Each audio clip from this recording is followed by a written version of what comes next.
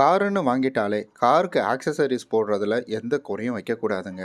அதுலேயும் குறிப்பாக காரினுடைய சீட் கவரை நீங்கள் மாற்றுறதுல சீட் கவரை வந்து சேஞ்ச் பண்ணுறதுல எந்தவித குறையும் வைக்கக்கூடாது.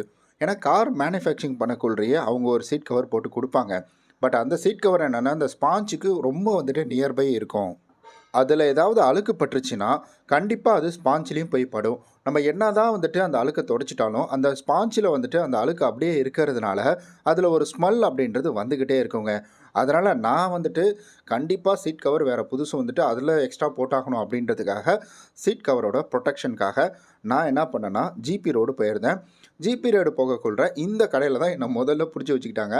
ஸோ எப்போவுமே ஜிபி ரோடில் கார் எடுத்துகிட்டு போயிட்டிங்களாலே நிறையா பேர் குறுக்க வந்துடுவாங்க. நான் வந்துட்டு இந்த கடைக்கு போனேன், இவங்களும் வந்துட்டாங்க. இந்த சீட் கவரை நான் செலக்ட் பண்ணியிருந்தேன். இதில் வந்துட்டு சீட் கவர் மட்டும் இல்லைங்க, ஃப்ளோர் மேட்டு போட்டிருக்கேன் நான். அது மட்டும் இல்லாமல் இதில் வந்துட்டு சன்ஃப்ளேம் ஓட்டியிருக்கிறேன். 2வது ஸ்டேரிங் கவர் போட்டிருக்கேன். பின்னாடி வந்துட்டு பம்பர் போட்டிருக்கேன். ஸோ இந்த சீட் கவர் தான் இங்கே மாற்றினது தான். ஒரிஜினல் சீட் கவர் இது கிடையாது, வேறு மாதிரி இருக்கும். சீட்டை ஃபுல்லாகவே கழட்டி எடுத்துகிட்டு அதுக்கப்புறம் இந்த சீட் கவர் அப்படின்றது போட்டிருக்காங்க.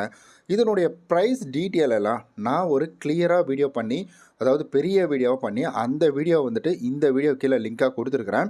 நீங்கள் அந்த வீடியோ போய் பாருங்கள். ஸோ அதில் வந்துட்டு கிளியராக சொல்லியிருப்பேன் சீட் கவர் எப்படி போடுறாங்க, அந்த சீட் கவர் போடுறதுக்கு முன்னாடி என்ன செய்கிறாங்க, ஸ்டேரிங் கவர் போடுறதுக்கு முன்னாடி என்ன பண்ணுறாங்க அப்படின்ற எல்லாத்தையுமே வந்துட்டு டீட்டெயில்டாக சொல்லியிருப்பேன்.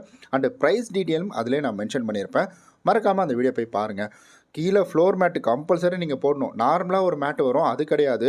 ஸோ இந்த மேட் வந்துட்டு உங்களுக்கு கீழே வந்து சேஸ் இருக்குது பார்த்தீங்களா, அதுக்கு கீழேயும் வந்துடும். இது நீங்கள் கம்பல்சரி போட்டே ஆகணும். அப்படி இல்லைன்னா வண்டியில் ஏதாவது பட்டுச்சுன்னா ஃபுல்லாக ஸ்மெல் அடிக்க ஆரம்பிச்சிடும். இதை போட்டுக்கோங்க. அந்த வீடியோவில் இன்னும் ப்ரைஸ் டீட்டெயில் மற்ற டீட்டெயில் எல்லாத்தையுமே கிளியராக சொல்லியிருப்பேன். மறக்காமல் அந்த வீடியோ போய் பாருங்கள். ஸோ உங்களுக்கு கார் சம்மந்தப்பட்ட இன்ஃபர்மேஷன் வேணும்னா நம்ம சேனலை சப்ஸ்கிரைப் பண்ணிக்கோங்க.